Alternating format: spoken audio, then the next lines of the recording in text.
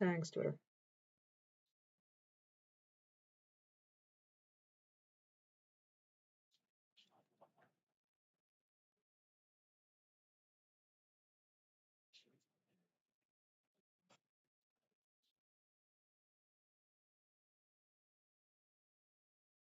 Okay.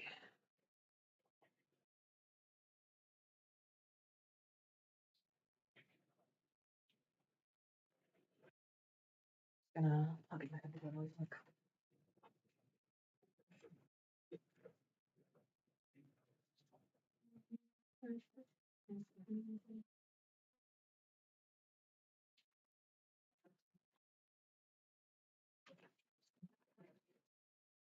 Alrighty.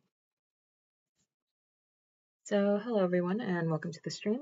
I'm probably gonna just keep it short tonight and go as well. Probably get Zayne pretty far. Right now, we just need more shading, and okay, his ankles are thin. His ankles are thin. Alright. Okay, so let me actually forgot to check one thing. Perfect. Okay. And let me actually get YouTube chat up as well while I'm at it.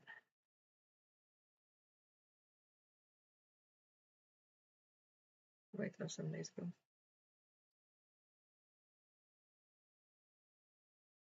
I'm so confused. Oh shoot, I forgot to change the screenshot. No, it's fine. Everything's fine.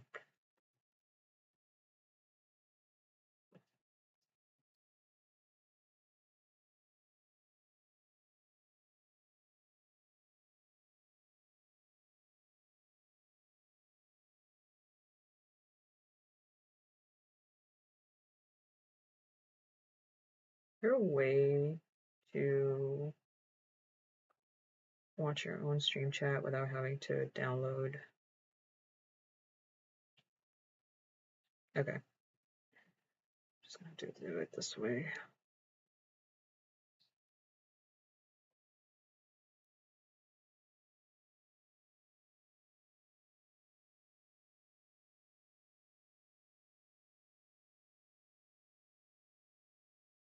Okay, there we go.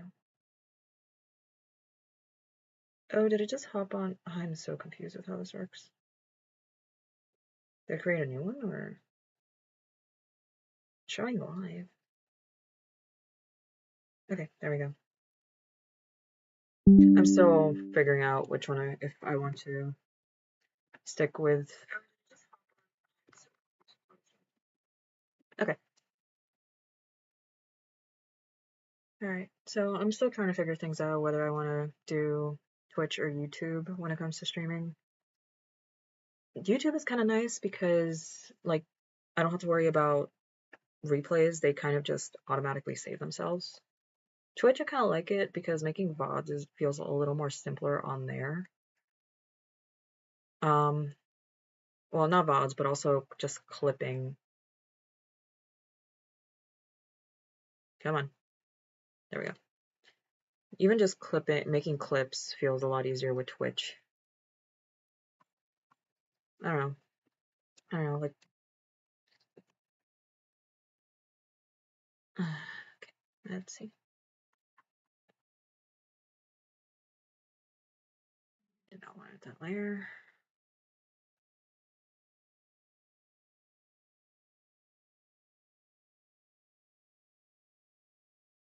Not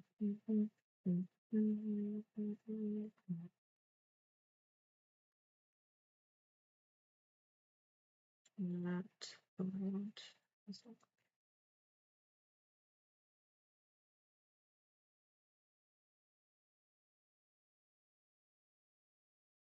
Okay, wrong lock. There we go.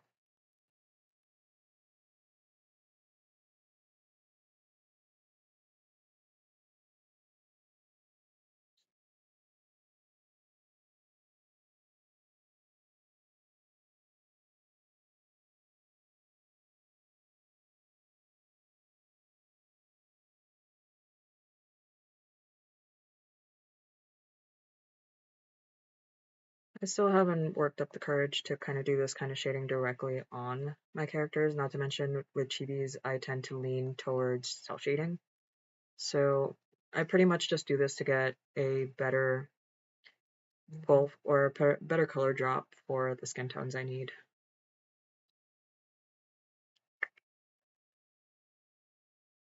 I feel like we are lagging a bit with performance tonight. Like, I feel like there's a very obvious delay between when my pen moves and my cursor.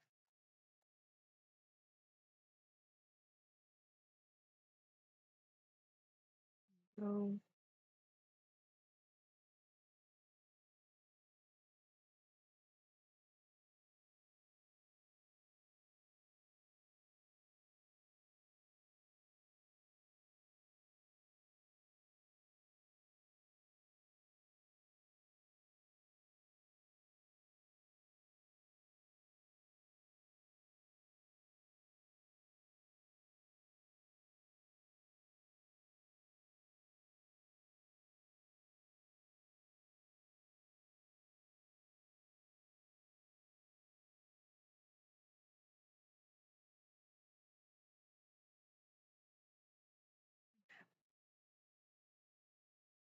that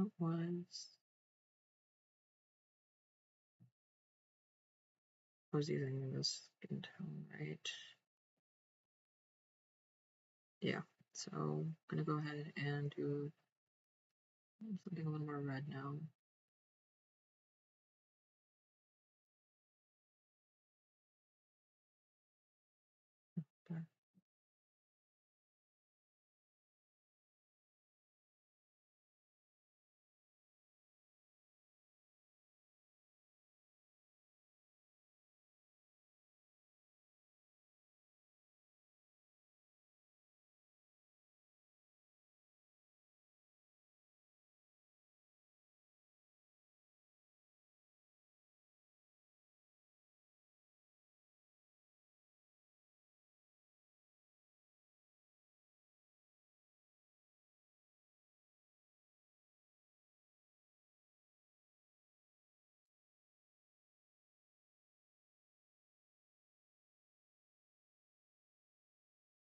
Okay.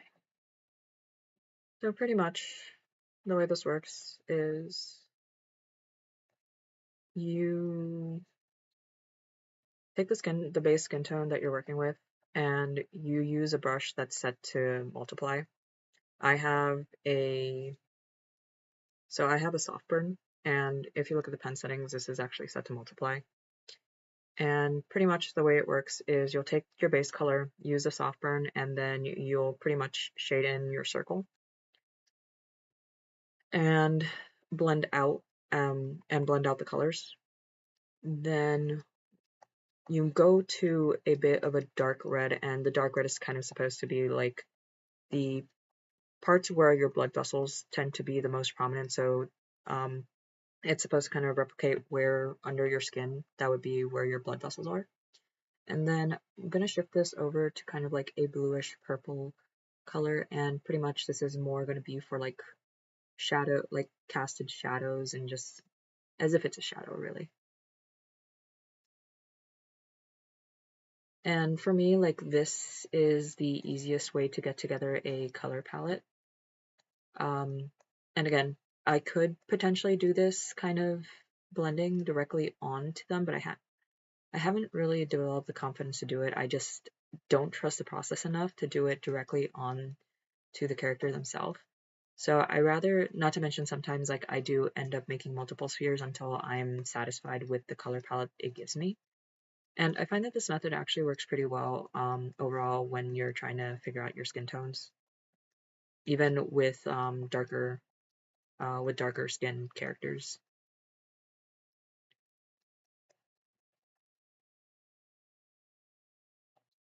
I also find with like very dark skin tones, it's much easier to work from light to dark. So and I've seen this kind of shared when you're working with any form of very dark colors. Sometimes it's more beneficial to work by figuring out where the lighting is at, then working around the lighting first, and then allowing that to kind of just naturally create the shadows. I'm gonna use fingertip really quick because I kind of want to move this color a little more up here. I just want to move these colors a little bit.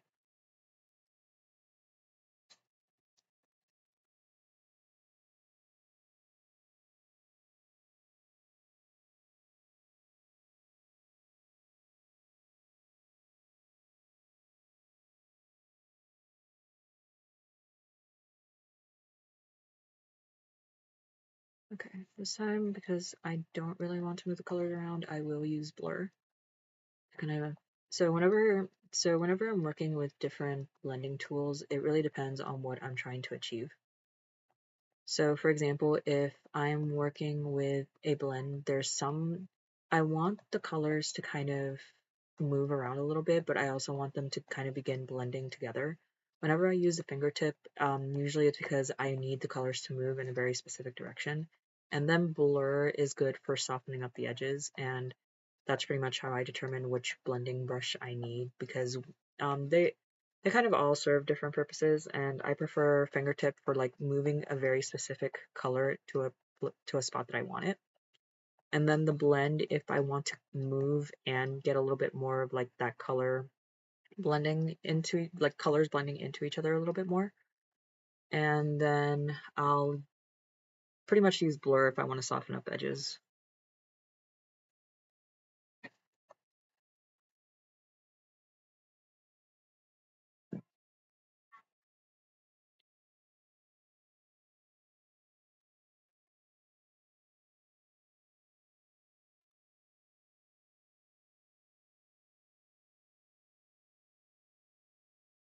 I pretty much lost where my paint bucket went. Right, layers locked.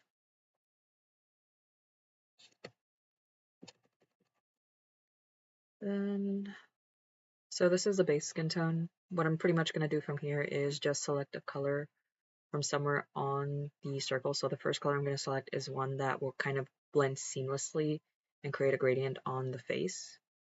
And then the third color I'm going to select, this is the color that I'm actually going to use for his shading. So this is going to be something a little bit more darker. Kind of want to, not as red. A little too, kind of a little bit more. I feel like that's too red. Okay. I just feel like it's a little, well, I do kind of want it. I want the color that I'm going to use for the shading to be a stark contrast so that it is visible, but I also don't want it to be that's a little too close. Getting there. I think a little darker than that actually. I feel like that brought it back to where we were. I feel like the sweet spot is somewhere around here. Practically the same. Yeah, okay, that'll do. Then just one color for highlighting. I'm pretty sure the color in the center is pretty close. Yeah, they're pretty close.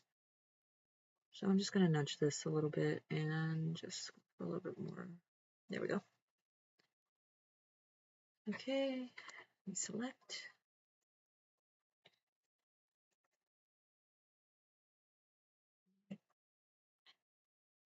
So pretty much, like I said, the purpose of this color is pretty much just to create more of a gradient. Thankfully, Zayne is one of the characters that I don't need to do a lot of skin shading, so his face should actually get done pretty quickly. New layer. And for this one, again, part of the goal is to create a gradient from his forehead down to his face. So pretty much the goal here is something that will pretty much blend seamlessly, and like you should barely notice that the gradient is there at all.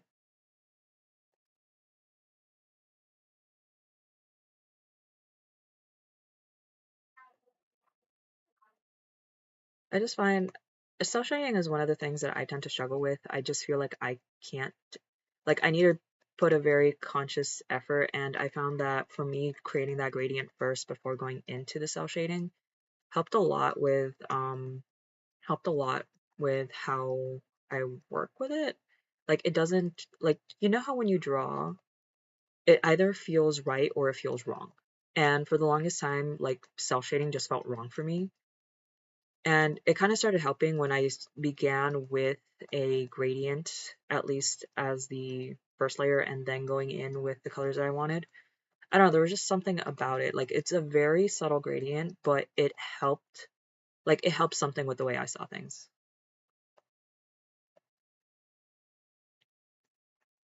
And I tend to mostly do cel shading when it comes to chibis, so. I could do it for larger pieces, but, like, I get the strong urge to blend out things out. And I'm pretty sure it has to do something with, like, you can hide rougher edges that way when you start blending. Like, you don't have to worry when you're coloring about things kind of spilling into each other. So my computer's a little slow today. I'm gonna save before something gets lost. Okay, no, that's not what I meant to do. Yeah, I can tell, like, there's a very obvious delay between my cursor movement and CSP, so.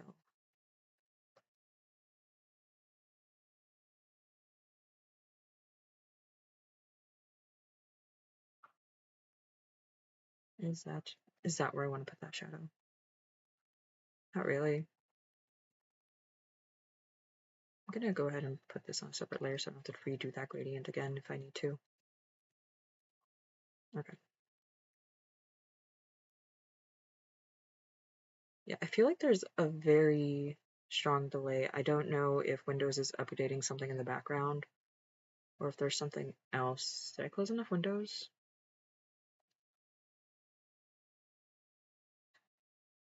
Go ahead and close Firefox. That needs to stay up. Okay.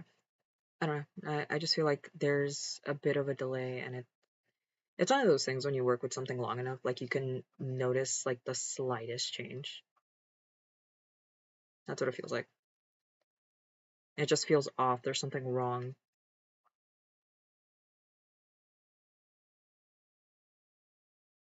And just go ahead and do a little. So yeah. I did not give Zayne an eyelid. We can add that in. He is missing eyelid.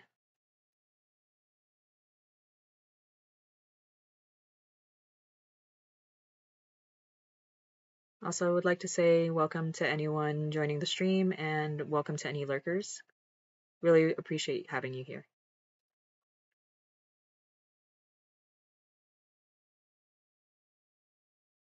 Okay, so Zayne has a lot of bangs. He's got a lot of bang.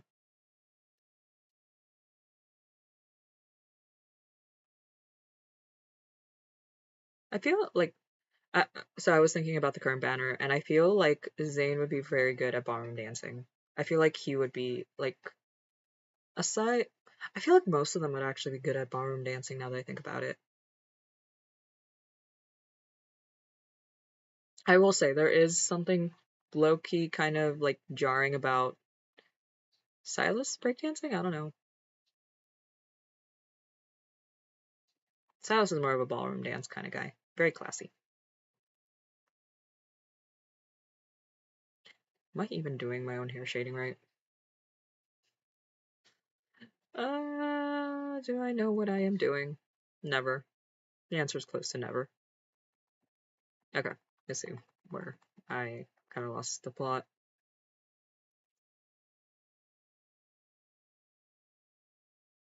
But if there's anything anyone needs to know about my drawing process, I don't know what I'm doing half the time, but it's happening. Something's getting done.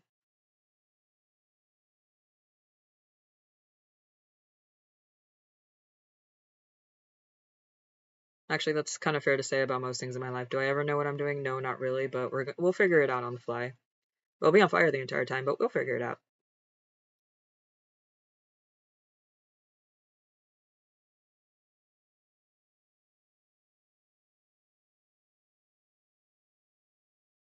I've also been like, so I kind of feel sad because I haven't been reading as much manga lately because I've fallen into my, I guess, literature phase, and I've been reading a lot more books lately, more than manga.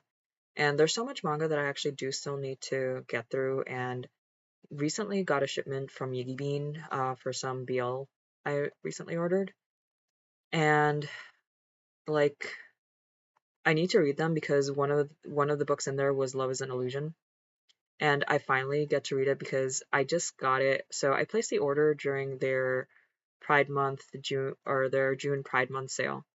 But the thing is, I also ordered quite a few. I ordered a few pre-order items, and the last ones came in fairly recently. So I only got my shipment a couple of maybe like 3 weeks ago, and I still haven't really fixed them or organized. I haven't organized anything lately, honestly. But they're still in a box, and I really want to get through them because Love is an Illusion, the final volume, I think, is number 7, if I'm not mistaken. And I want to read it because it's like, it's little Buell is on the cover, and he's so adorable. I love him.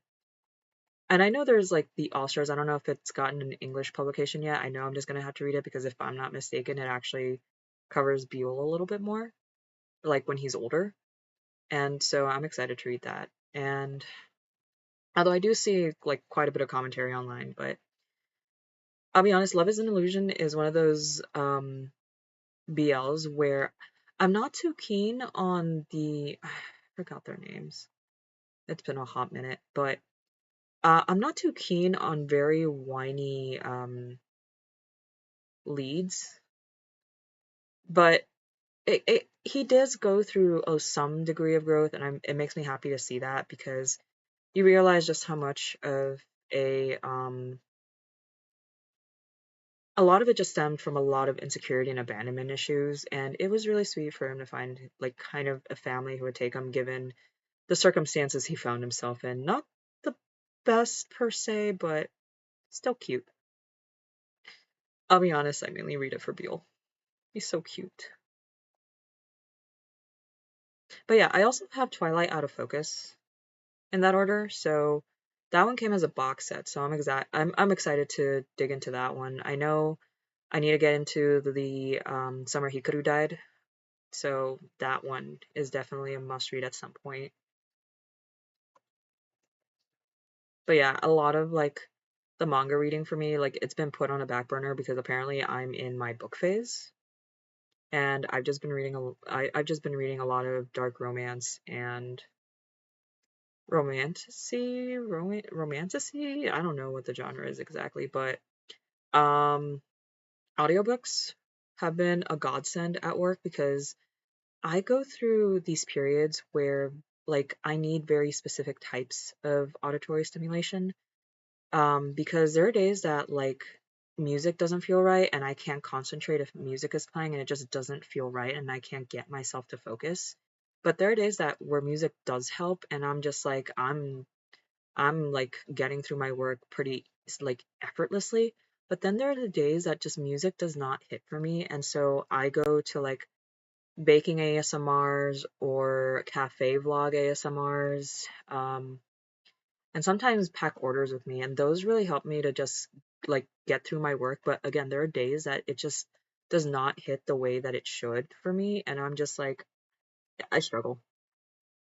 But lately, I feel like um, I've just been binging through a bunch of audiobooks at work, and it's just they've just been helping me stay focused a little bit better.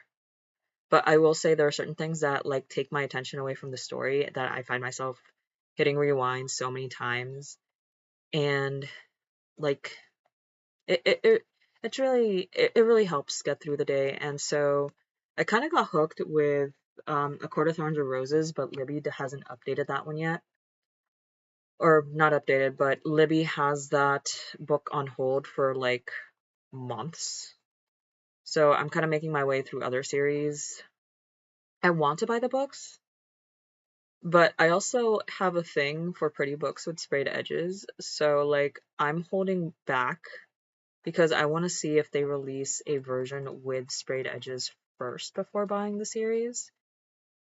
Unless I cave and see, unless I cave and Barnes and Nobles, Amazon, Target, or even Books a Million has a good deal on the series.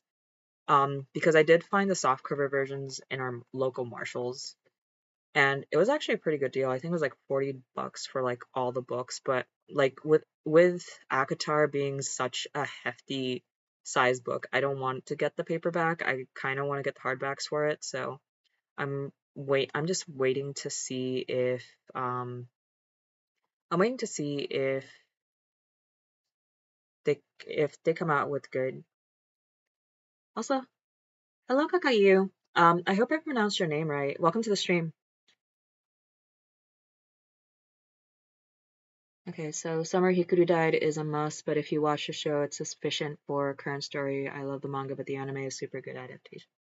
Yeah, I have a few people on my Twitter timeline who are huge fans of the series, so I get to see like a lot of things just on my timeline casually, and it looks really good. I didn't know what oh, hey Kelso. Oh my gosh, I was just talking about you because like literally it's all your posts on my timeline. Yeah, I recognize you. Thank you for joining. Yeah, it's good to see a familiar face in here. Yeah, the funny thing is, you were the mutual I was just referring to because you're the person who's putting the Summer Hikaru Dies on my timeline constantly, and it's on my to read to watch list.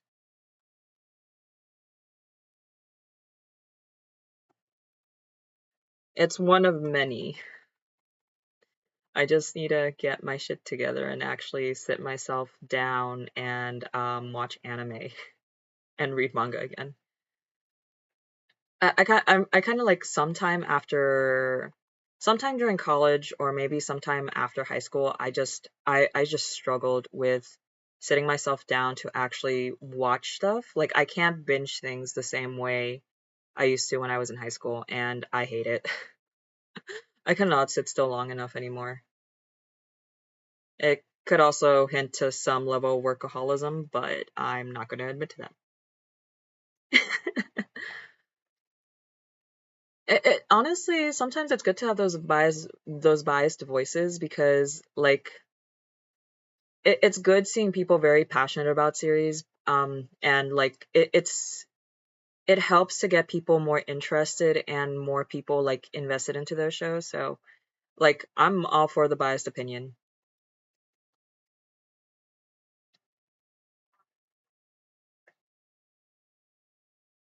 But yeah, like I'm pretty sure I'm pretty sure you make up the majority of the Summer Hikaru dies post on my timeline.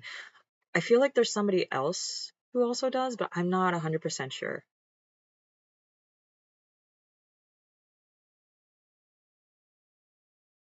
But yeah. Yeah, recently like I've just been hammering away at audiobooks because they're like the most accessible thing while I'm at work. I also been buying a shit ton of books, so there's also that. I also just finished the second book out of the Empyrean series, so I just finished Iron Flame today. And I found the dramatized version as well, so I might restart the series just for the dramatized version. Although I'm not sure if I'm like my ear because my ears got so used to one narrator. My ears are readjusting to the new narrator. Please tell me it was coloring on the right.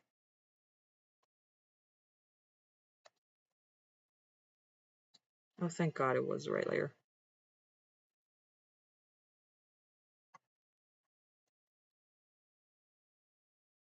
What was I saying? Oh yeah. Um, I might restart the entire series because I found the dramatized version on Spotify. But I don't know. Like my ears are got used to the narrator from just the audio from the regular audiobook. So my ears are just struggling to adjust to the new narrator.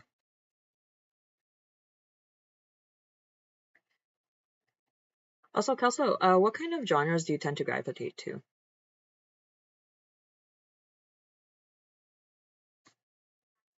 Mm.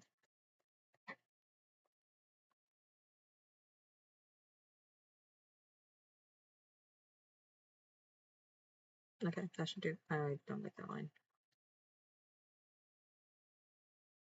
I bat. Mm. Okay. Not the eraser. There we go.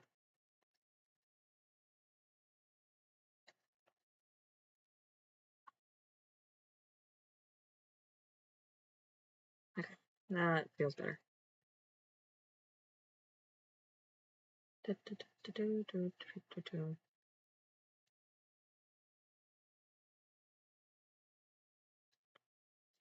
You're on the layer again, aren't you? Yeah, you are. Okay. Nice, that's an easy fix.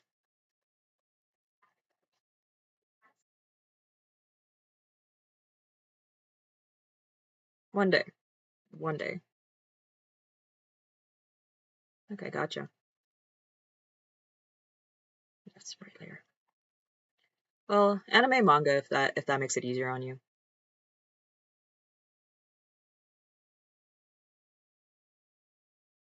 Yeah, because I generally tend to gravitate.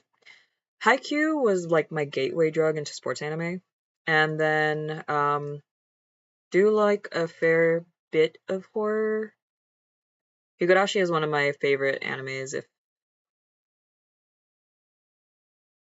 Higurashi, Mineko. The funny thing is I enjoy a lot of like horror edgy animes and manga, yet I tend to always draw like very cute fluffy things. I kind of want to do more darker work.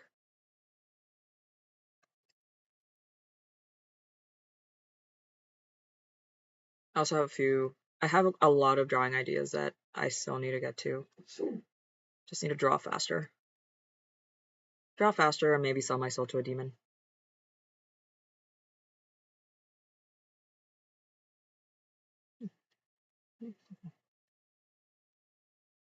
Yeah. Yeah, like recently I picked up a few volumes from Junji Ito. There's also this one, like if you like kind of a survival horror-ish type thing, um Tokyo Underground I found has been really good. And I don't know if they'll get an anime adaptation or if they even have one, but I found the manga while I was in Japan and got hooked on it. So I managed to find it on one of the manga websites and was able to get a few free chapters on it. It's really good if you like that type of survival horror. I don't want to call Alice in Borderlands survivor horror. Um, I guess to an extent, survivor thriller maybe.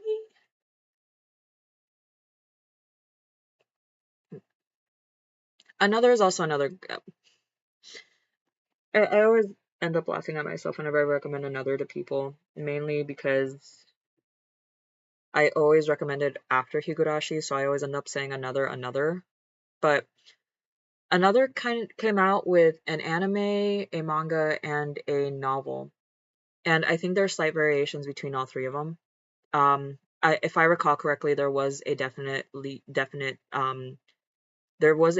variation between the manga and the anime. So that's kind of fun to compare. I bought the novel a long time ago, but I still haven't gotten around to reading it, so maybe I'll revisit that entire series because I think I have the DVDs.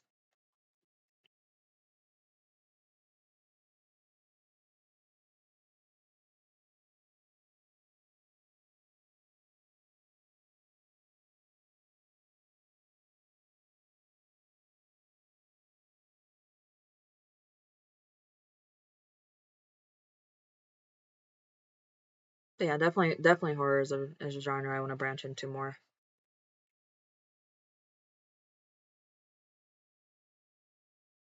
But I guess focus is more on BL. I could do BL horror.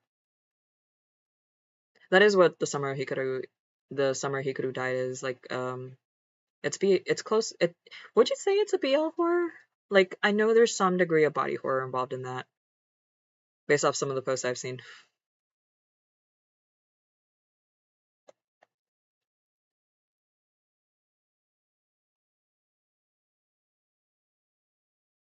Okay. I'm gonna blend out the edges now.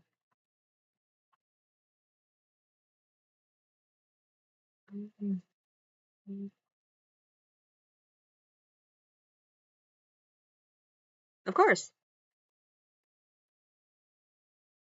Yeah, like I used to keep a list of all the anime and manga that I used to read and watch when I was younger. Oh, Future Diary is also another good one. I really enjoyed that one. And I'm always gonna toss out Higurashi everywhere I go because like that was probably the first anime that hooked me into horror as a genre and part of the reason why I have a huge thing for yanderes.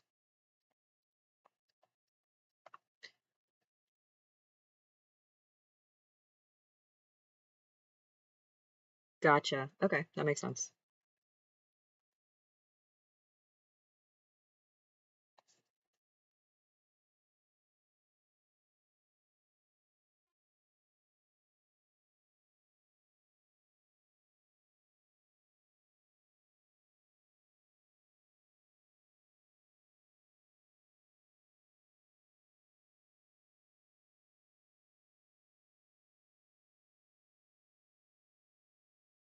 Yeah, so Higurashi is definitely like one of those animes that either people get very confused by it, but if you it I really love the structure of the storytelling because it was originally adapted from a visual novel.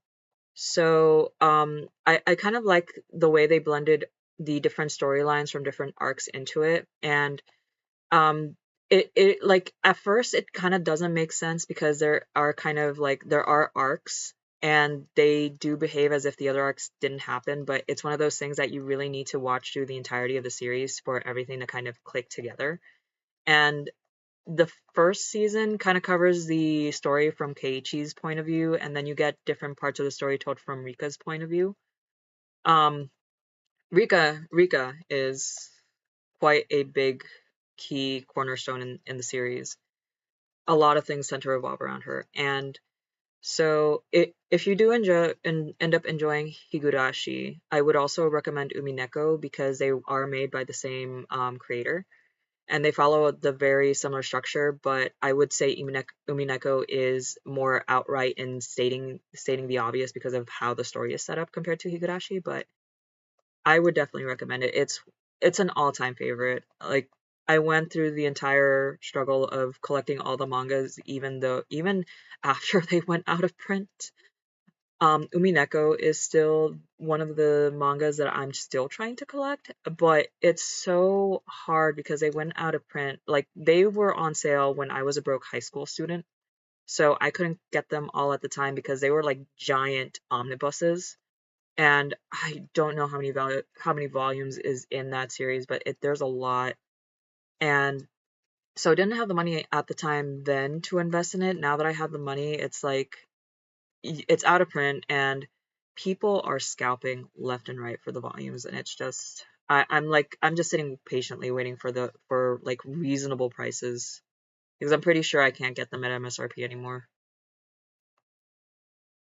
But yeah, definitely watch Higurashi. If you enjoyed Higurashi, I would also recommend Umineko as well.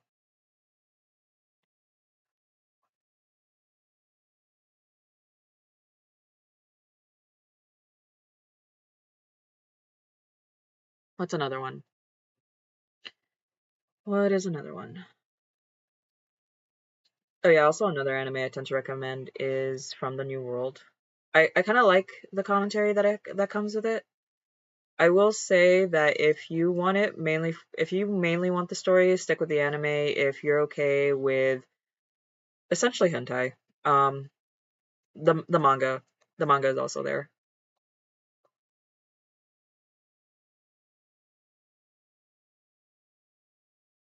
But personally, I really do because when I first found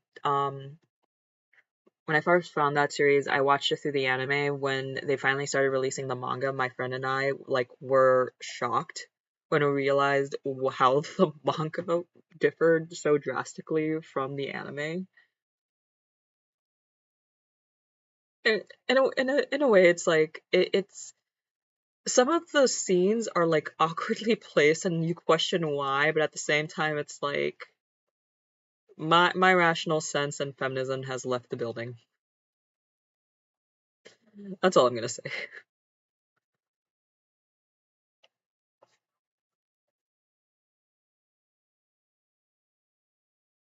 But yeah. Yeah, from the New World, manga is an experience.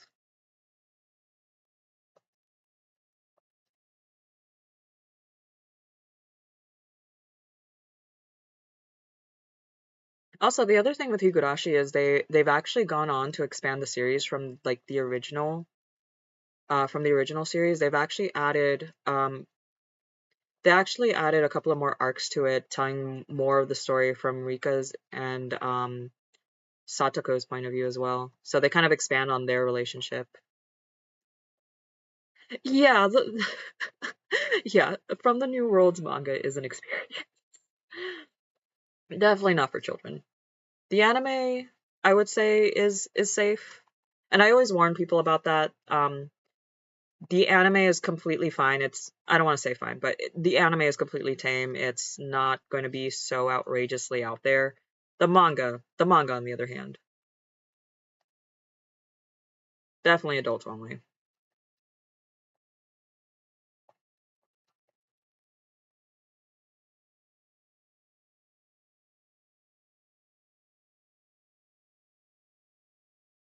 But I do recommend it. Like I personally like the message of the story, so definitely one I would recommend. It's definitely a slower pace, all things considered. Um, and it does have more of a somber atmosphere to it. If you just want flat out crack, though, humanity has declined. If you just need like crack and just to question if you're even like mentally there, just humanity has declined. I still have no idea. Yeah, it kind of takes the approach from like it's a utopian storyline. So so pretty much kind of like going into how do you maintain a quote unquote perfect society, and like you know there's like something going on in the background, and the anime does take a very somber tone, in my opinion, if I remember correctly, because the last time I watched it I was also in high school. I am currently 30, so that has been some time ago. And 30-year-old me envies 15-year-old me ability to just binge watch anime like to dawn, essentially. I used to be able to watch things for longer periods, and I miss that. I used to binge watch Bleach.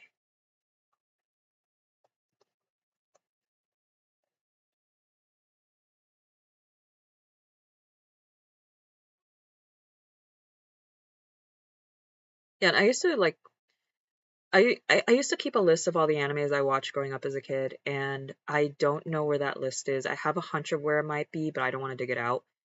Um, but I remember there were like a few obscure animes that I ended up watching because I don't know if you ever had like Comcast Roadrunner.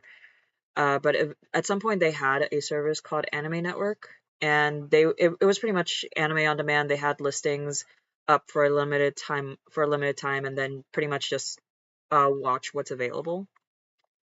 And so I used to keep a list of all the animes that I would watch off of there, and like Manga Go, or not Manga Go Go, but Anime Freak. And there are a few titles that I kind of blank on, even though I do remember fond things about them. There was one that if you kind of like a mutant approach, like almost like an X-Men-ish sort of um like mm, well, maybe not X-Men, because X-Men to some degree would actually like, but pretty much mutants hiding in plain sight. Tawanakon was pretty good, and I found the character designs on like character monster designs on the interesting side. And it's a short and sweet one too. I think it was like only 12 episodes, if I'm not mistaken.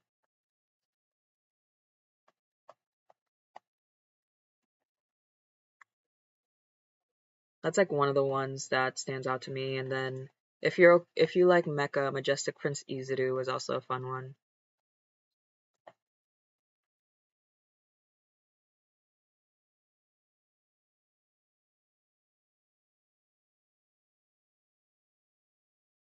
And back then I just used to watch whatever I could get my hands on.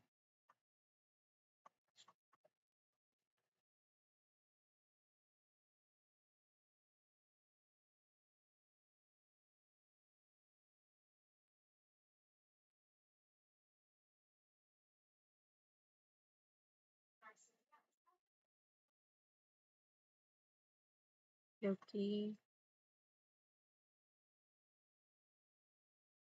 Yeah, his next. Oh my gosh, I have not done arms. Why is my arm?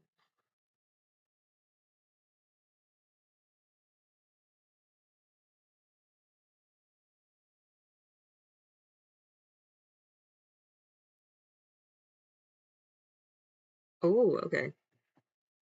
Yeah, so for some reason, like I couldn't really get into Cowboy Bebop, mainly because I think because I used to be part of anime club when I was in high school, and I think they showed us some random episode with like some sludge thing, and I think Edward ended up eating that sludge thing, and I was just so confused because everybody was asleep floating around the spaceship, and probably not the best way to introduce a series to somebody who's never watched it before. So I was never able to get like I was never able to really get into Cowboy Bebop. I definitely remember Dragon Ball Z and Sailor Moon, like those were staples as a kid. And like I remember like I think I was I still lived in my dad's home country at the time, so I remember watching Dragon Ball Z and Sailor Moon like purely in Spanish, and my parents actually kept recordings of Sailor Moon, Dragon Ball Z, and Digimon, and I remember playing the videos one time. I don't know where those things are anymore, but it was all in Spanish, and it was kind of jarring. And when I realized, like, oh, I grew up with these in Spanish, so that was interesting. Yeah, yeah. I just remember like Dragon Ball Z, like especially in Latin America, was such a big thing for quite a while. Like even now, Dragon Ball Z, One Piece are huge in Latin America. Like everywhere you turn, if you like walk into just like a random kiosk or like any anime shop that specializes in figures, like it's mostly Dragon Ball Z and One Piece.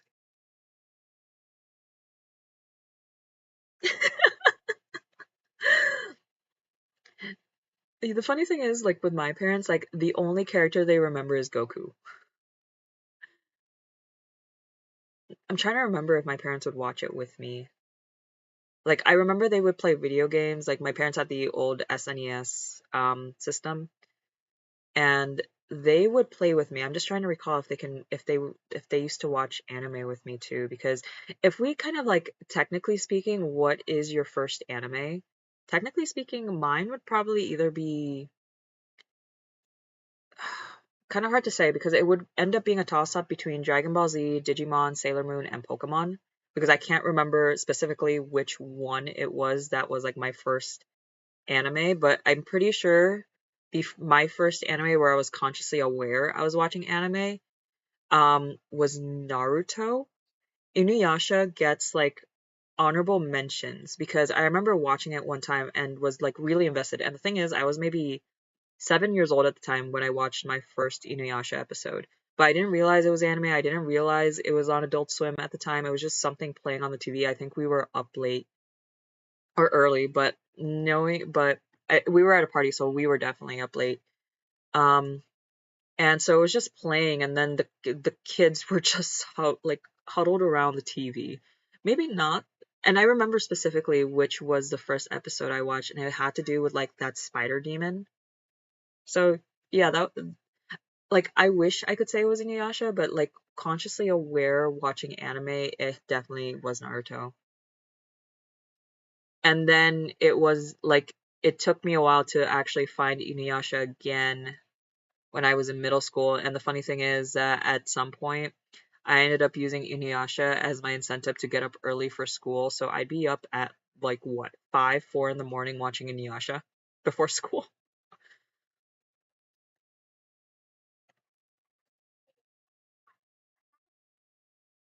I miss Adult Swim and their anime blocks. Not gonna lie.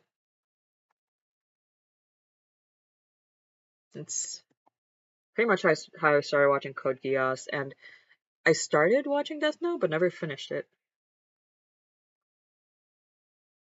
Oh no. Yeah, I think for some people, like, it ended up being a core childhood memory, even though we weren't really supposed to be watching it. But yeah, like, I'll like Inuyasha was my anime before school. Did you start watching Inuyasha given the not the reboot, but the what's the word I'm looking for? Not spin-off. It's not a spin-off. Sequel.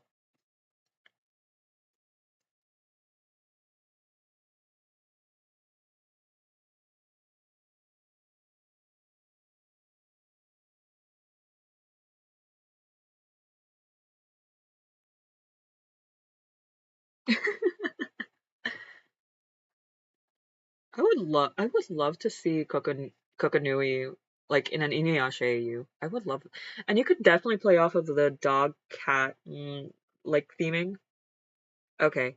Yeah, they yeah, the it's supposed to cover their kids. I haven't watched it personally. Like I just haven't watched it just came out at a time that again, I'm terrible at watching anime or like keeping up with any of like the current series.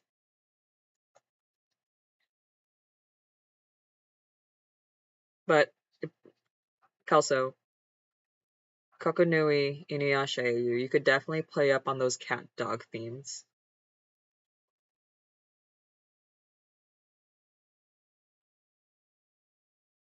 Inuyasha was a dog, so imagine Inui like just pierced to a tree. Who would Kikyo be in that case?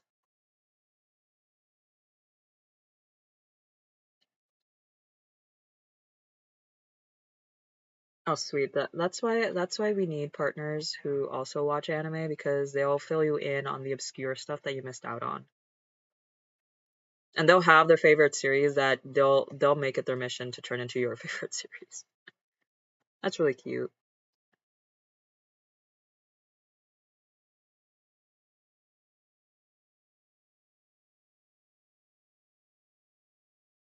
Also wondering who would Koga because no, Koga is a wolf demon. Was there a cat demon in Inuyasha? I don't remember. You know what? I see it. Oh my gosh, that's actually perfect. She pierces her own brother to a tree.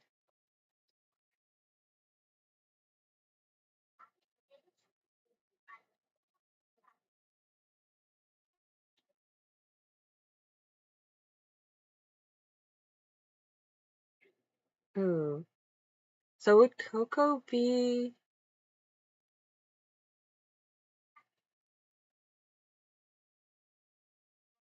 Oh, there's a heart in the way.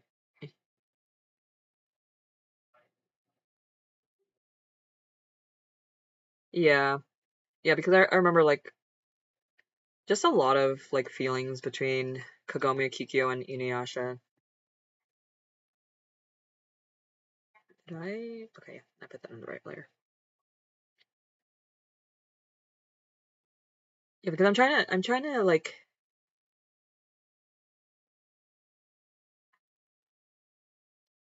I'm trying to say, like, I'm thinking of like Inuyasha you, like, would it make more sense to have them like fill the roles of very specific characters or like kind of have it in parallel with like I'm trying to think what would make more sense because I feel like you would kind of lose the Coco cat.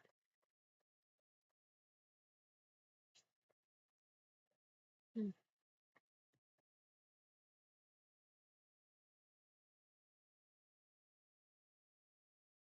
Yoshikaru. Okay. I wasn't sure who the last ship was, but then I realized.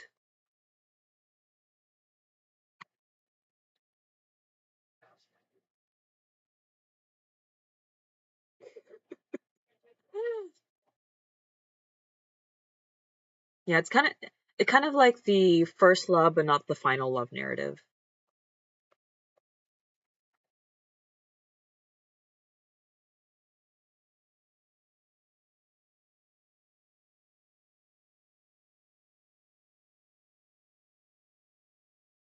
Yeah, there's something in like being able to let go of somebody that you thought like your first love but not your forever love.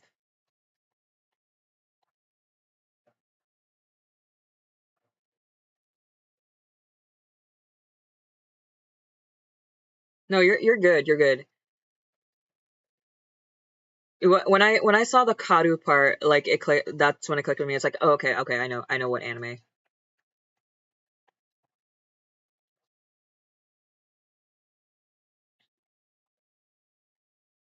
But yeah, definitely watching the struggle for Coco, trying to choose between Inupi and holding on to Akane.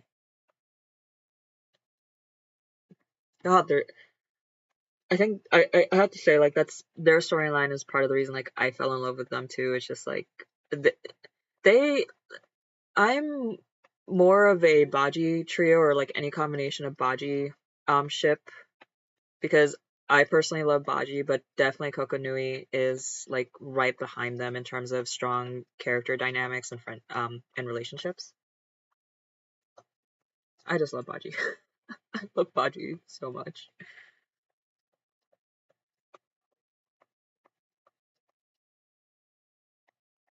Yeah, those are definitely some of the dynamics I really enjoyed out of the show.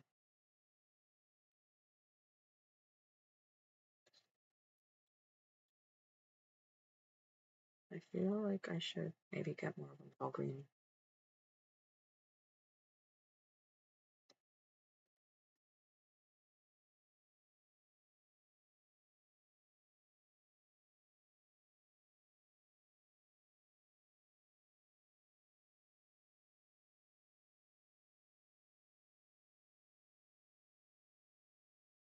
Okay, maybe that didn't really do what I wanted it to do, but it's okay.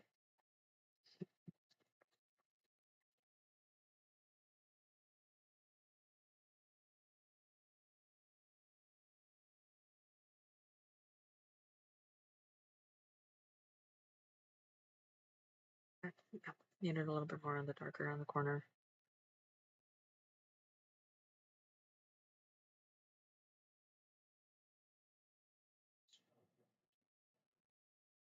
Yeah, for me, Baji Trio, like I will ship them in any combination, and sometimes I'll throw Hanma in there because I love his little strange beanpole ass. Um, and it definitely isn't like I like taking them into a use where Tora and Baji kind of just need to move on from each other. Like Baji kind of moves on to Chifuyu, but Tora can't really accept it. Like I love when stories kind of focus on that dynamic to see how they move on. And if you like enemies to lovers, I am reading Fourth Wing right now and have been heavily latched on to the audiobooks. I don't know if you'd enjoy it, but um the main love interest is enemies to lovers. And there is I don't want to call him a second love interest because like you can see kind of like her flame for him dying pretty quickly, and she does arguably move on from him when she realizes that he's not the same person. So there is a hint of that in Fourth Wing, but that they kind of do explore the dynamic and seeing how that relationship changes over time a little bit.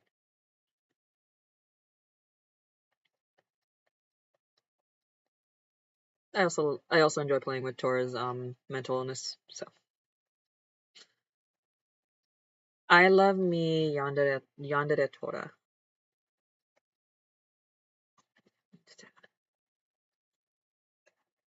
I'll turn any character into a Yandere. Like I have a fic in my whips of like a Yandere Suga AU, and I'm still in love with it. I just never finished it. I'll turn any character into a Yandere. I love the trope so much. Yeah, so Fourth Wing does have a hint of that. Sorry, I just jumped topics left and right.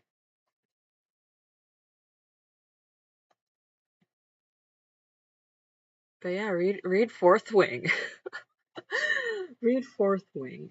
If you've seen me screaming about a certain Zayden Ryerson, read Fourth Wing.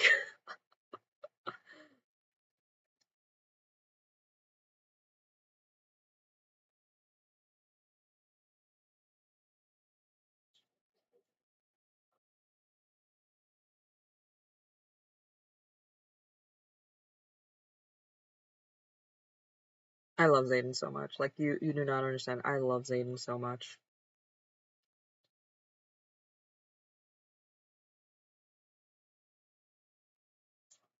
He's like, for me, he's a good blend of possessive, but also gives the um Violet like enough room for her to do her own thing and kind of grow. You do see kind of like that dynamic change, and he does kind of become slowly a little bit more protective, but it's also something that they need to work through within their dynamic. So read Fourth Wing. Just read Fourth Wing. It also has dragons, so if dragons are your thing, read Fourth Wing. It's my current obsession. It's my current obsession. There's actually a few things. There's actually a few pieces that I want to make that revolve around a lot of the books I've been reading.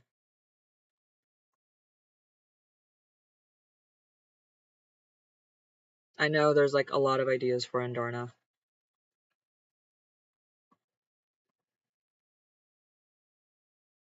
Andarna, I love Andarna so much.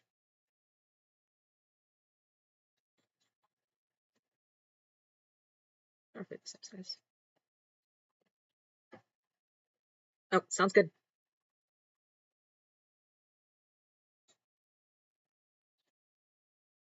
Okie dokie. So sometimes hair takes a bit of an uphill battle because I'm trying to figure out where everything should go. So I'm just debating if I really want to do hair or if I just want to do clothing today. Oh, don't worry about it. And honestly, it's just nice having somebody to just blabber on with. So I just appreciate the conversation in general. So don't apologize. But other obsession. So currently I'm working on Zayne's Master of Fate myth. So I kind of have so there. I don't know if you've heard of Love and Deep Space or not, but there are 5 characters. So you have Xavier, Zayne, Raphael, Silas, and Caleb. I'm working on a series for their first run of myths. So Zayne's is Master of Fate. So he's the third one I've actually third one I'm working on. So I've already finished Raphael and Silas. They have I still need to do Xavier and Caleb. Caleb is actually going to be okay. So Zayne has been challenging mainly because I do not understand his clothing. The next one that I'm kind of expecting to be a challenge is Caleb. Mainly because Caleb is going to be more of a mecha design that I'm going to have to draw, so I don't know if I'm going to approach Caleb first or if I'm going to do Xavier first after Zayne, because this is like the first round of their myths. There's a second round of myths too, so I'm going to do another series for all of those as well. Um, but yeah, right now this is like the third one, so this is Zayne's. And this entire situation down here, his entire body, this was all an uphill battle because it's just like trying to figure out his proportions and then trying to figure out how all his clothes are supposed to kind of drape over him, especially when you have like so many shapes overlapping and you end up losing a lot of the underlying shapes. My brain was going insane trying to make sense of everything in a way like, one, make sense of everything, and two, fighting itself because I didn't think it looked good at all. Like, not in a sense of like this is so bad. Like, it's more of a, this does not look right, and this does not look visual appealing in the slightest. So Zayne, I was expecting to be like the easiest one out of all of them because I thought, okay, his design isn't overly complicated. It will be fine. It's not like, because Silas literally had armor and a dragon tail I had to take into consideration. Raphael had a little bit some kind of similar like flows and drapes, but to be fair, his was mainly what's it called? Like MC Hammer pants and some flowing fabric because both Raphael and Silas were shirtless. So um the only thing that I had to work around both of them were like a few little patterns here and there, but relatively speaking, Zayne is just a lot of clothing that I thought it would be easier, but then I realized I don't understand how a lot of the fabric drapes over him. And out of all three of them, I apologize for complaining about Silas's armor and the details on Raphael, because in comparison, those two were probably a little easier on me. And I've said this in some of my other past live streams. I'm pretty sure Zayne has something against me because of all the love interests in the game. Zayne just happens to be on the bottom of my list, but not by like any reason that I don't like him. I actually do like him, and realistically, he is somebody. Yeah, clothes are so hard. Clothes are difficult. Like, if I can draw them without clothes, that is the preferable approach at this point. This is why I draw an SFW, because I don't like drawing clothes. Did TikTok timeout? Yeah, give me 1 second. I need to reconnect TikTok. That's kind of stupid. It's got a timeout system.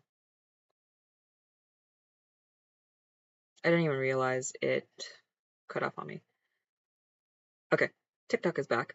But anyway, yeah, no, like clothes are so difficult, especially like when you look at his reference photo.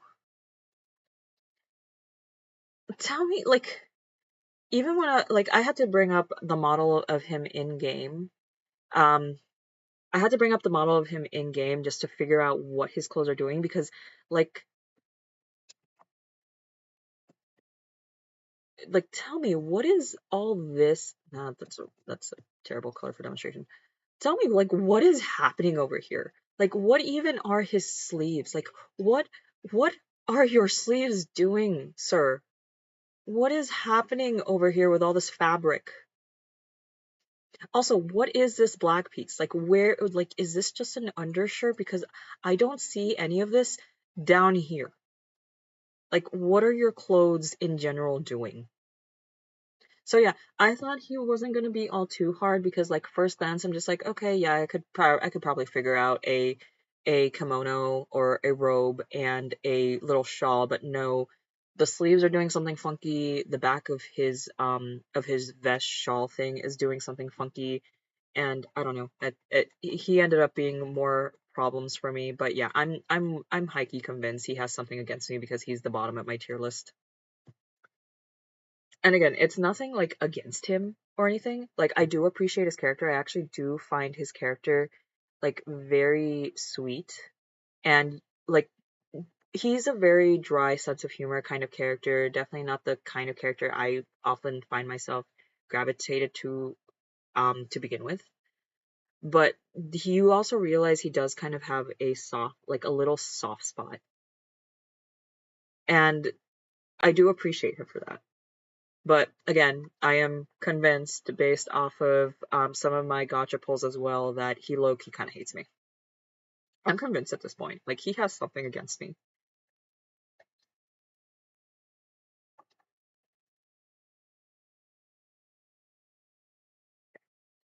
And now to fight his hair. So the funny thing is with hair, like, I'm usually good in the sketching phase to kind of draw out where the sections are, but I always end up losing them.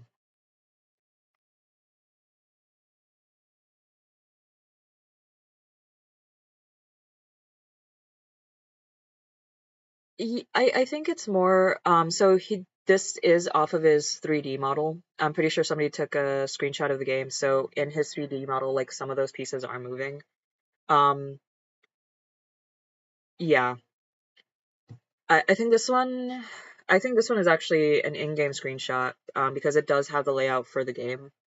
Because the thing about the sleeves is when you actually look at the costume itself in game, I don't have my phone, or I don't know how to stream my phone, but pretty much that sleeve kind of does something funky where it does split down the middle of the sleeve, so it only goes up to his forearm. So I'm an artist, I can just draw it. So when you look at his sleeve, let me get on a layer that I can show it. So when you actually look at the in-game version of him, his sleeve cut. So let's say this is his forearm. Just gonna draw the funky little cylinder. So the sleeve cuts off here, and it's a complete drape. Like it looks like a complete rectangular piece from his sleeve. So the rest of his sleeve kind of just falls down here. But the other thing about this sleeve as well is that, so let's say like this is behind, or let's say like this is the cross section of his arm. The sleeve also does something where it's just completely cut down the middle, so the sleeve just pretty much ends up draping. So yeah, it I don't think the drawing itself is AI. It does, they do have the 3D models that they take like screenshots of for advertising, or even like people screenshot it from samples of the game.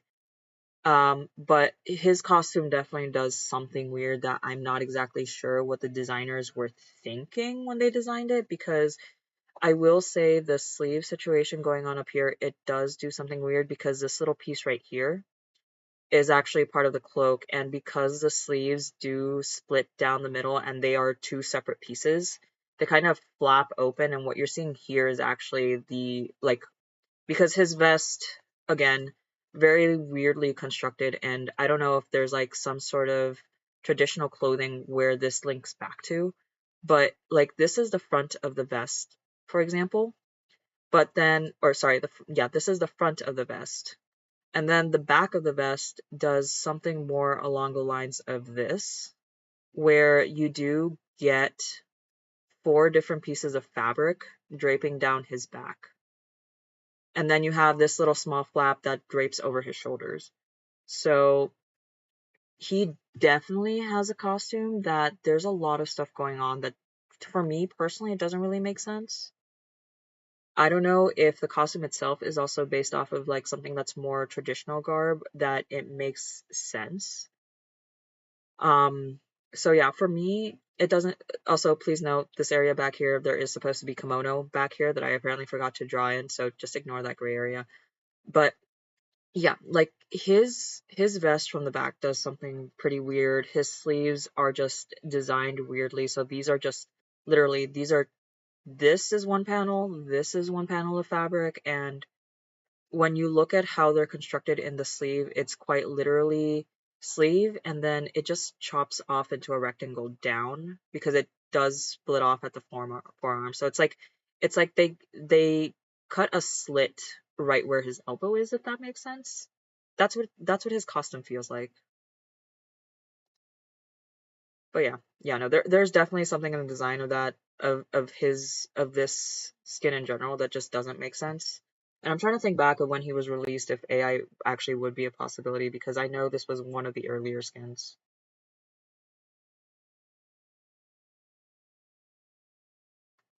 But yeah, no, that this entire costume situation here, like it does not make sense. And then when you want these to kind of flow out, I'm realizing I probably wanted. It's okay. It's okay. We're not adding more. He's fine the way he is. But yeah, definitely weird costume construction overall, in my opinion.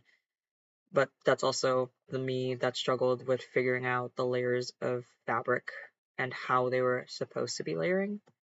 But yeah, no, definitely, I will say, definitely some interesting design choices happened here. If, yeah, yeah, the sleeves definitely, I do see where you would think also AI, because I get it. It doesn't exactly make sense.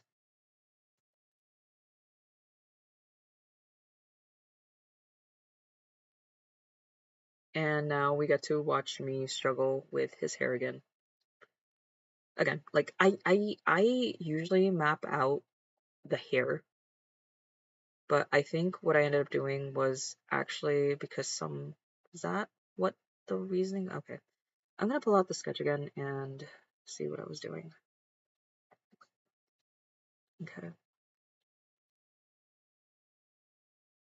Yeah, because there are some. I'm gonna go ahead and draw on top of the line layer and see if I could just try and map it. Because when I did the red lines, kind of did, and then that makes sense, right? I know they say when you work with hair, you do want to kind of like layer out the areas that you want to work on. Just hair is one of those pieces for me that like I think I understand how to do it and I think I settle into a routine, but then every single time I started every new drawing I make, hair always finds a way to kind of pull a gotcha. And okay, yeah, I think that's more or less where we need to be. But yeah, hair for me is like one of my struggles personally. Like every single time I think I finally have a process down, I quickly find out I do not. And I think it's just how just different hairstyles in general.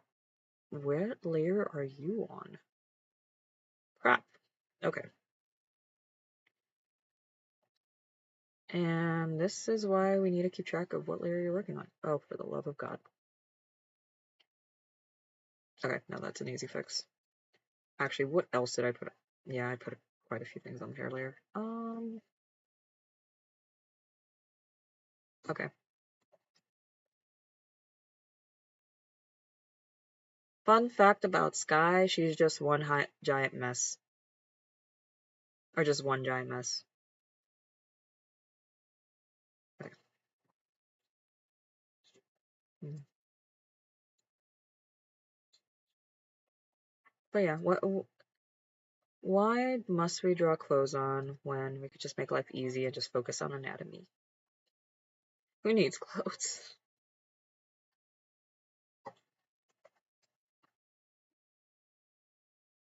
Okay, now focus on the hair. Unfortunately, they all need hair, so there's no avoiding that.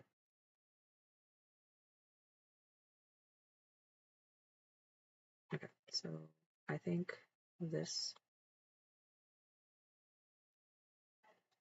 I don't need it to follow the lines like precisely. I actually also need to do the actually need to do the gradients. Let me do the gradients first, and then we will. Okay.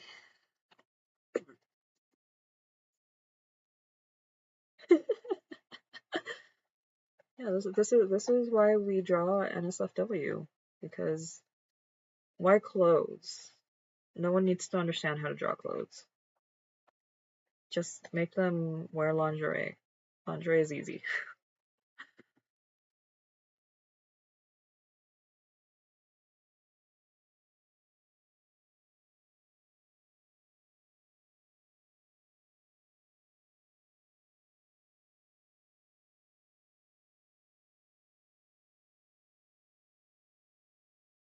Exactly.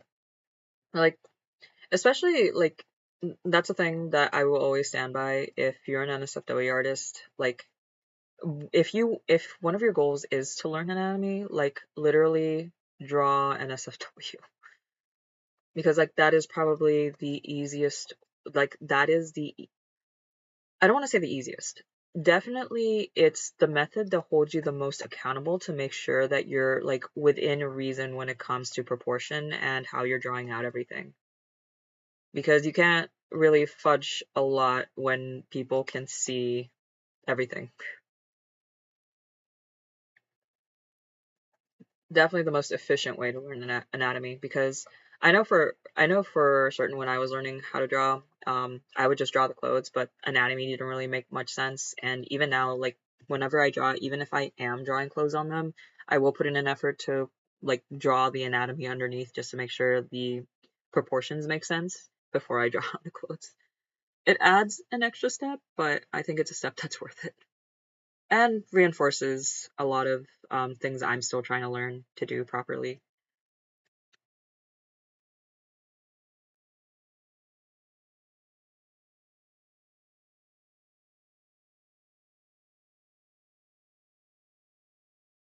I will say this. Clothes, when it comes to wrinkles, are easier to shade than hair. So maybe we just like drape cloth over hair, and then maybe that will kind of make up for hair being my the bane of my existence. Because I don't get me wrong, I love, so for me, hair is like one of those things about design that just gets my attention.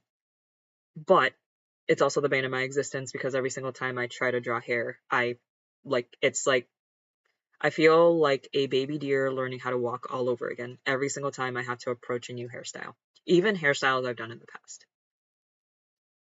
So maybe the compromise is draw fabric on people's heads because the folds are easier to just blend out and render in. Am I even on the right shape? I am not. Am I? Okay, yeah, there we go. But yeah. Yeah, because I will say, I do have a lot of fun shading in fabric.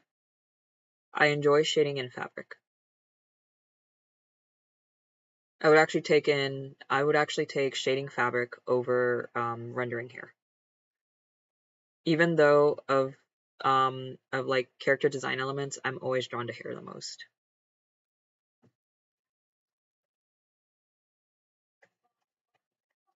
I also forget that this is supposed to be like cell shaded, so I don't have to go in for too much detail in actually drawing out these individual strands like I would go with my usual, not to mention it's a chibi. So I can maybe get away with just keeping it simple. I don't need to torture myself.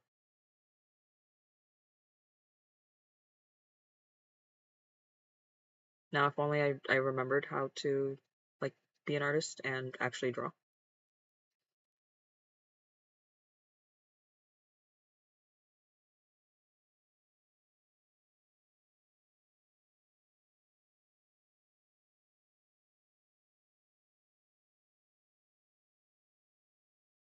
I could maybe even do, like, some little random spikes. Because I think part of the important part is, like, at least showing the illusion of how the hair flows out.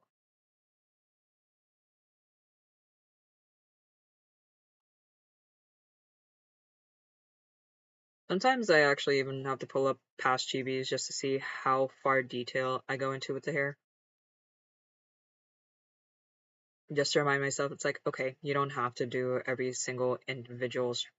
individual strand or do like complicated shading. Because again, the mainly with the chibis, I try to stick to self shading.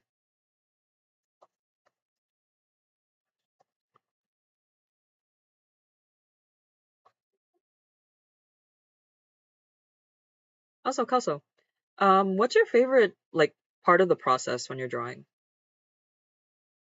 I just remembered you're an artist too, so like, is there a part of the process that you like love the most compared to others?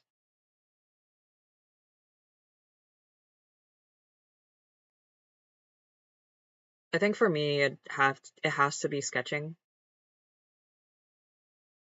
because aside from coloring, like I feel like sketching is where a lot of like my problem solving brain kind of kicks in. So it's definitely like one of those play. I don't think this is the right shade of black. I'm gonna adjust that. But yeah, for me, definitely sketching because like that's where I allow myself to be the messiest. And like a lot of the figuring out, okay, how am I placing things? So definitely sketching and then followed by rendering just to see everything come together because that's where the problem solving kind of kicks in again. Yeah, yeah, definitely. Yeah, I'm the same on sketching, then rendering comes second for me. Because sketching, for me, like sketching is where the nothing becomes something and you're laying out the foundations. And then rendering is like you get to see everything come together and take its final form. Ooh. Yeah, I'm still trying to figure out like the best approach for me and hair because I always like line in the hair and then stick within the lines. But I also see people who will pretty much just draw on the hair then line after. Maybe I should give that a try some other time.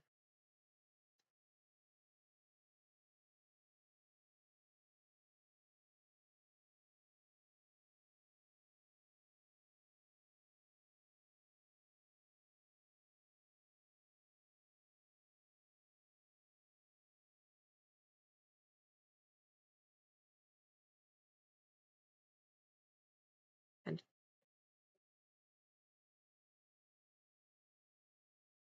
ooh, that's interesting.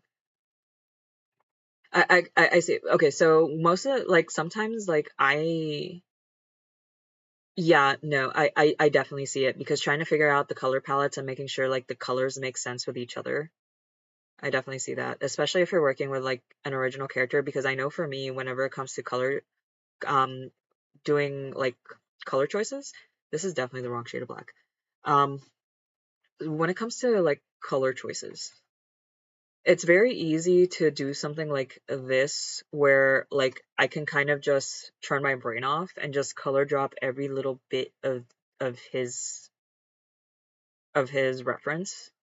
But then like when you're working with original characters and the like, it's like you can't you need to kind of play around with things a little bit more and make sure the colors make sense. Because I remember when I was working on my mascots design, like it was such an uphill battle trying to figure out where all the colors should go.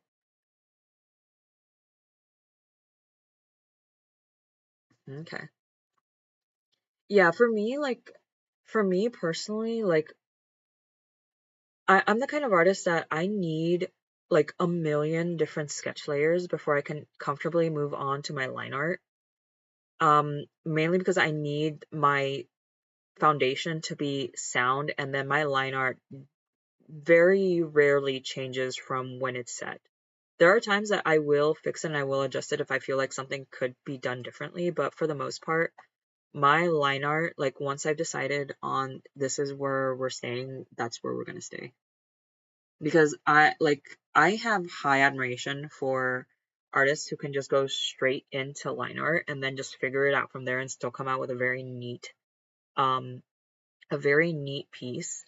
For me, like I need my sketch. I need my sketch to be okay, maybe yeah.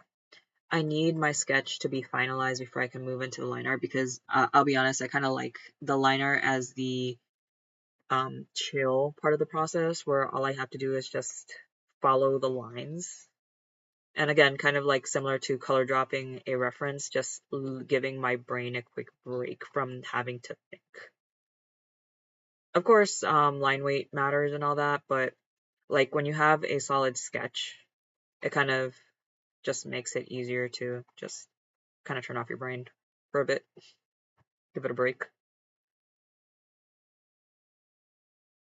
But when you're like actively deciding a color palette on the fly, I get it.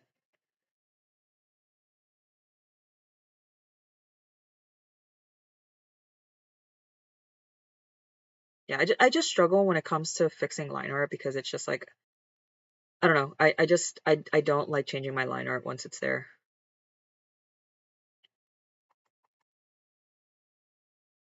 I just find it I just find it a hassle to have to clean it up later. And now I feel like that's too dark.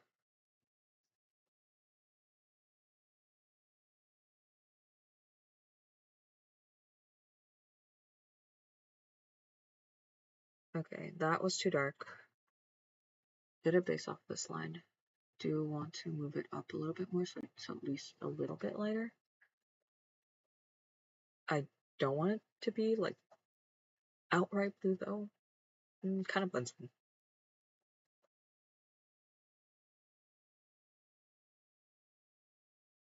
Okay, that's gonna be too purple now. Okay, middle ground, and move it more towards gray.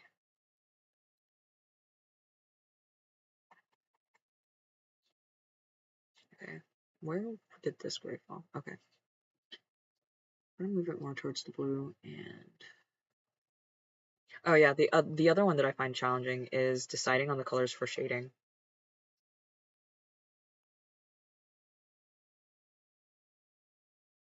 Okay, perfect.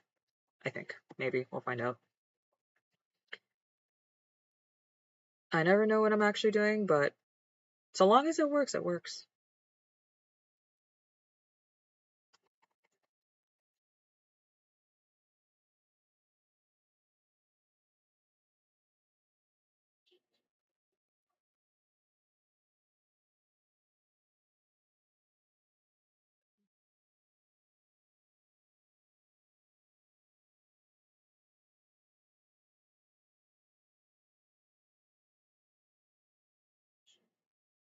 Okay.